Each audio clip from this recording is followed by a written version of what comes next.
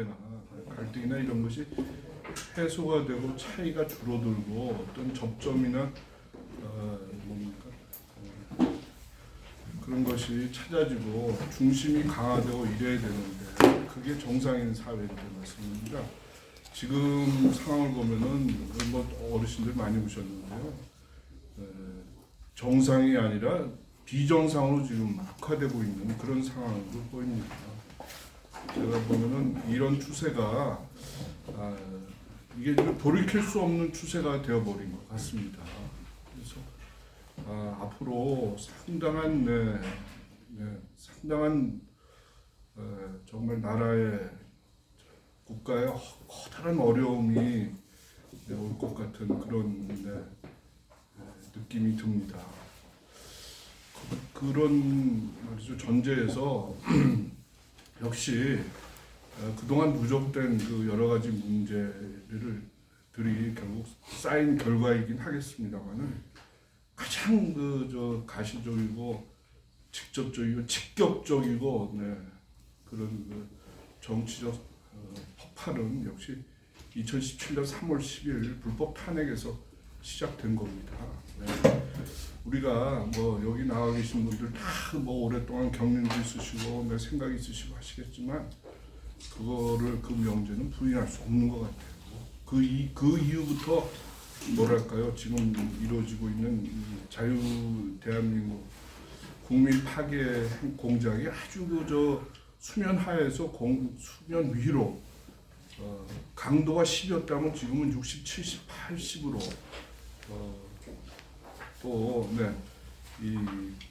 그동안은 정치적 분야에서 의회에서만 파괴 공작이 이루어졌다면 지금은 그게 아닙니다. 의회뿐만 아니라 정당, 언론, 방송, 뭐 사회 전 분야에서 모순이 분출하는 그런 상황이라고 볼 수 있습니다. 그런 점에서 아주 불길한 그런 시점이라고 할 수 있습니다. 가장 큰 예로 두 가지만 비정치적인 분야에서 말씀을 드리면요. 얼마 전에 무디스가 그 국내에 있는 신용기관, 은행에 대한 신용 등급을 포지티브에서 부정적으로 낮췄다고 이런 신문 보도가 있었습니다. 그렇게 되면은 어떻게 됩니까? 당해 보셨지 않습니까? 그죠?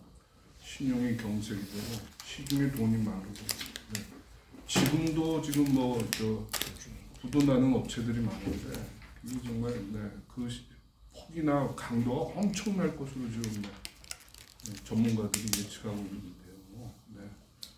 그런데도 불구하고 도저히 손쓸 수 없는 정부의 빚이 너무 많아서 또 하나는 정부가 힘이 없어서 이런 거를 예견하고 있으면서도 도저히 막을 수 없는 그런 지경에 이르렀습니다.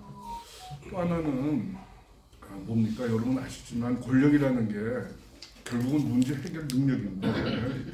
문제 해결 능력이 아니라 지금 문제를 지금 만들고 있어요. 이 권력은. 이거 아시지 않습니까? 지금 의대 정원 사태 이거는 말입니다. 이거는 이게 저겁니다. 자멸하고 있는 겁니다. 자해행위예요. 이 의대 정원 사태가 이 사회에 지금 가장 근본적이고 가장 기초적이고 가장 먼저 풀어야 될 사안이 아니지 않습니까? 물론 그 의료 수가의 문제가 있고 지역적 의료 편차가 있고 진료 과목 의사의 충원에 문제가 있고 불균형이 있는 거 다 알죠. 그렇지만 저렇게 그 의사들을 상대로 해서 저걸 악마시켜 갖고 그들을 이렇게 사회적으로 돌려서 그들과 지금 투쟁을 해갖고 정부의 힘이 생기겠습니까? 만약에 저런 수로 총선에서 이긴다라고 했다는 거는 그런 계산을 뽑았다는 건 그거는 이거는 그건 자충수가 아니라 그거는 그거죠. 자살하는 거죠. 근데 이게 그렇게 아시겠지만 그렇게 어려운 문제가 아니지 않습니까?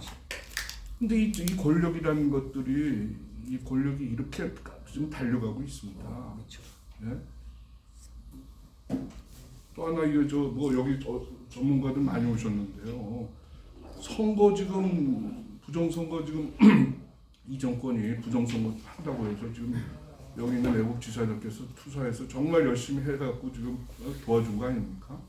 근데 지금 그 가타가 하나 들어오고 있지 않습니까? 말로만 하고 있고 그 2년이 지금 다 돼가는데요.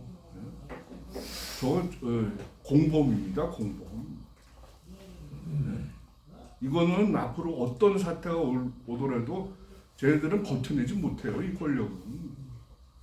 버텨낼 수가 있습니까? 어떻게 버텨냅니까? 네? 자기들이 또한 지금 한 일이 없는데 네? 큰일 났습니다. 자, 그런 점을 말씀드리면서 오 대표님, 우리 존경하는 오 대표님 잠깐 탄핵에 대해서 말씀하셨는데 제가 뭐 다른 일은 여기저기 들려온 데는 늦었습니다. 박근혜 대통령의 지금 행보에 대해서 여러 가지 막 설랑설레가 있으신 걸로 저도 이렇게 듣고 있습니다. 근데 아마 본인 이건 제 개인적인 추측입니다. 그러니까 한번 생각을 해봐 주십시오. 본인은 탄핵에 대해서 정당성에 대해서 절대로 인정하지 않습니다. 죽으면 죽었지 그거는 인정하지 않아요. 그런데 죽으면 죽었지 난 인정 못한다라고 쓸 수는 없는 그런 상황인 것 같습니다. 그래서 이렇게 책이 저렇게 조금 두리뭉실하게 썼다 이렇게 생각하고 있습니다. 그리고 또 하나는 지금 불법 탄핵의 원인이 된 여러 가지 사안들, 언론의 문제, 태블릿 문제, 국회 문제, 검사의 문제, 헌법재판소의 문제 등등, 그리고 국제적 상황에 대해서 저는 이렇게 보면서 본인은 알고 계신 것 같아요. 근데 이제 그거를 다 얘기를 못하는 그런 상황이 아닌가 이렇게 조금만 긍정적으로 보고 있습니다. 그렇기 때문에 좀 더 우리가 좀 긍정적으로 조금 더 시야를 넓혀서 봐야 되겠다 이런 생각을 합니다. 자, 우리 좀 솔직해야 돼요. 여러분 이게 보시면 말이죠. 지금 이 상황에서 이 사회 지도층이라는 게 어떻게 지금 직업 군별로 한번 생각해 보십시오. 애국 투사하시는 양반들, 의사 양반들, 또 뭡니까? 저 법조계에 있는 사람들, 언론에 있는 사람들, 경제계에 있는 사람들, 그리고 애국 타스를 포함한 그 NGO 저 지도자분들, 이 사회 지도층 아닙니까? 그리고 국회, 정치 지도자 이렇게 돼 있습니다. 이게 사회 지도층입니다.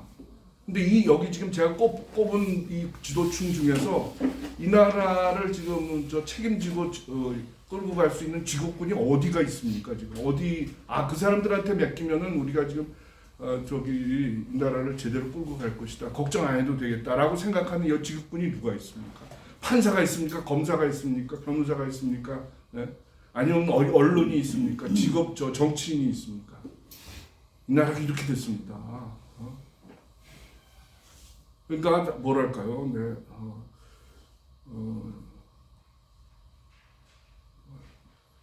모두 실종된 상태예요, 정신이. 그래서 상당한 어려움이 있지 않을까 이런 생각을 합니다. 근데 다만 이렇게 이제 태극기를 분들도 들고 계시는 여기 선배 동지들께서 앞으로 펼쳐질 국면에서 상당한 역할을 해야 되지 않나, 그런 국면이다 이렇게 생각이 됩니다. 자, 다시 한번 정리하면 총선, 이거 총선 어떻게 될지 모르겠어요. 총선 이거 불가능합니다. 지금 저 여당 하는 거 보세요. 저거 자멸이에요, 자멸. 공천 과정에서 자멸하는 거 보십시오. 수로 따져보자면 최근에 나온 뉴스를 보면 어떻게 나옵니까? 과반은 저쪽에 가져가는 겁니다.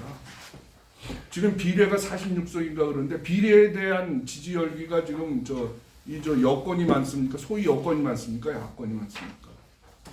제가 느끼기로는 야권이 많은 것 같은데요. 어느 순간에 그렇게 뒤집어졌어요. 1분 내로 마무리해 주시죠. 네, 그래서 우리가 차이도 많고 생각도 다양하시고 또 주장도 강하시고 한데 총선이 이제 다가오면서 굉장한 힘든 국면이 옵니다. 그렇게 되면은 4분 의존될 수 있는데 이 태극기 세력들 하나로 뭉쳐서 나라를 살리는 그 길을 정말 진지하게 모색해야 될 때가 왔다 이렇게 감히 말씀드리겠습니다. 감사합니다.